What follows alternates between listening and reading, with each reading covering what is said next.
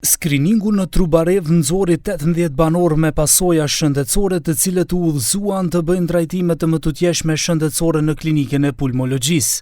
Në ekzaminimet 2 ditore të zonës pranë ekipeve mobile u paraqiten vullnetarisht 214 banor, të cilët u shprehen se kishin simptome të vështirësive në frymarrje, marramendje dhe djegje të fytit. Ministri i Shëndetësisë tha se protokolli parashikon të ketë edhe 2 skrininge të tjera në Trubarev. Posle 3 i posle 6 meseci, isto така ќе имаме дводневен скрининг.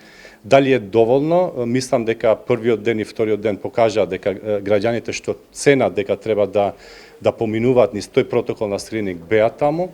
Ако имаме барање од населението, ние секако сме отворени да продолжиме со скрининг. Благодарам.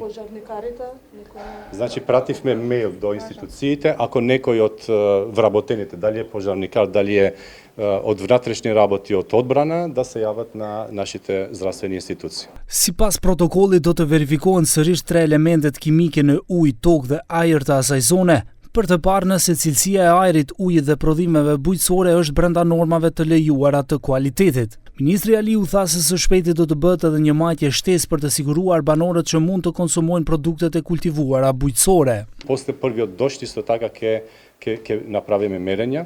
Според тие мерења ќе треба да се информират и Институтот за јавно здравје информираше и ние како министерство за тие елементи. Надлежните институции други се надевам дека исто така се активни и ќе излезат со резултати, додека ние како Министерство за здравство ќе излеземе со препораки. Përndryshe 3 ditë pas zjarrit që shpërtheu atje me 13 shtator, analizat e Institutit të Shëndetit Publik nuk përcaktuan praninë e radioaktivitetit në ajër dhe tokë, as të metaleve të rënda në ujë.